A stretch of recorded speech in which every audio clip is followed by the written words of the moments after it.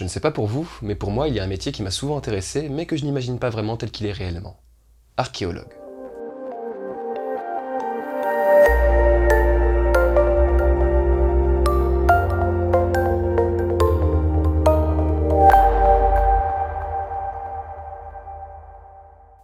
Pour moi, ça a toujours été plus ou moins un rôle d'aventurier, allant cherchant les trésors les plus convoités, dans les lieux les plus dangereux du monde. Au plus profond de la vallée perdue d'Inkabaka, le professeur Mu s'avançait le cœur confiant, prêt à découvrir une cité abandonnée, révéler un temple perdu, explorer les plus grandes hypogées.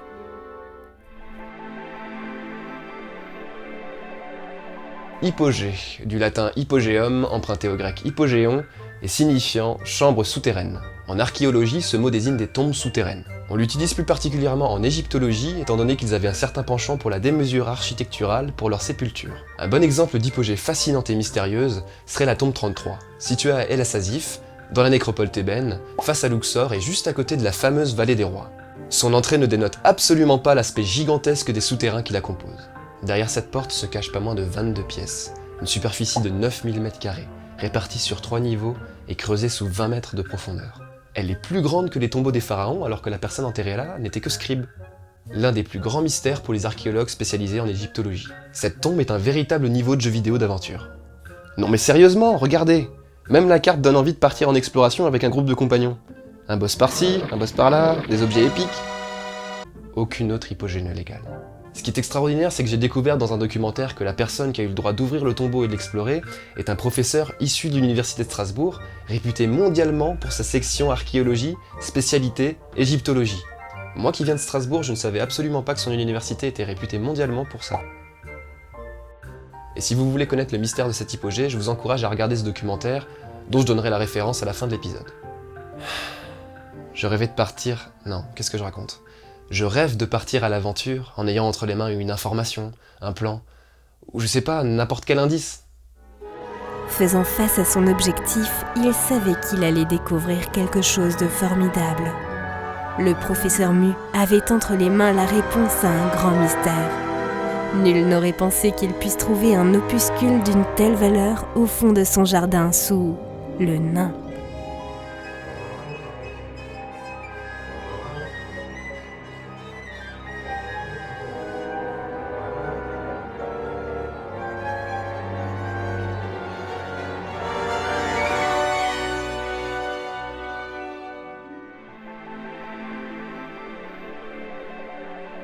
En décomposant le mot, on arrive facilement à trouver sa signification. En latin, opus signifie ouvrage, et cul ou culum en latin est un suffixe diminutif. Les opuscules sont de petits ouvrages, tout simplement. En général, de science ou de littérature. Cela peut référer à des tracts, des brochures ou des petits livres.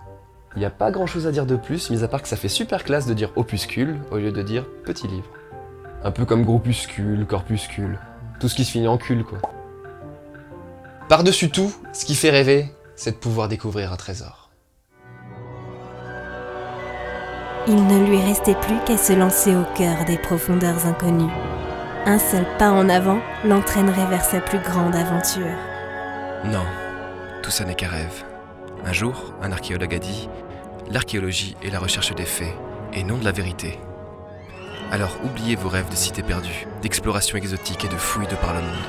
Nous ne déchiffrons pas de cartes pour exhumer un trésor et un X n'a jamais marqué son emplacement. 70% de l'archéologie se fait en bibliothèque, en études, en lecture. Nous ne pouvons pas prendre la mythologie pour argent comptant. Et les 30% restants sur le terrain, professeur Mu. C'est pas possible.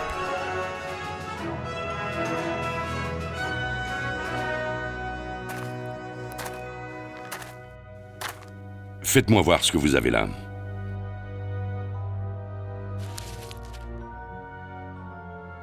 C'est l'indice qu'il me manquait sur l'hypogée d'Andonios. Quoi ? Cet opuscule contient des informations pour trouver le Thyrse d'émeraude. C'est quoi un thyrse ?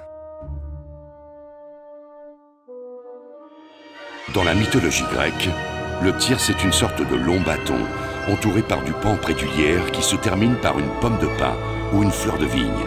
On l'attribue à Dionysos. Celui d'Andonios a une valeur inestimable. On raconte qu'il permettrait de faire pousser la végétation instantanément. Il est enterré ici, dans cette vallée désertique. Et nous allons le retrouver.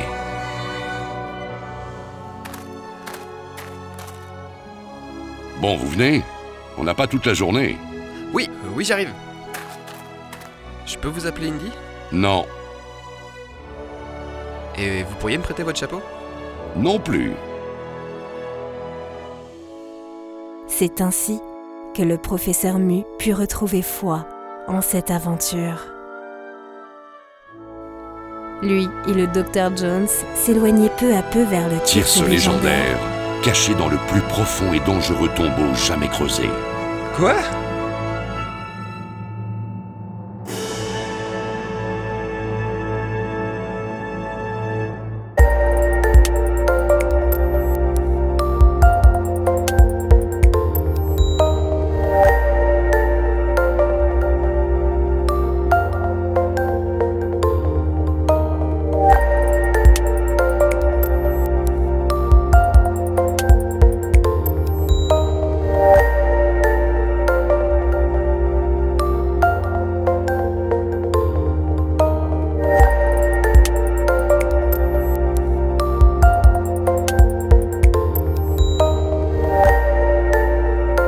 Abonne-toi à la chaîne Code Mu et tu deviendras immortel.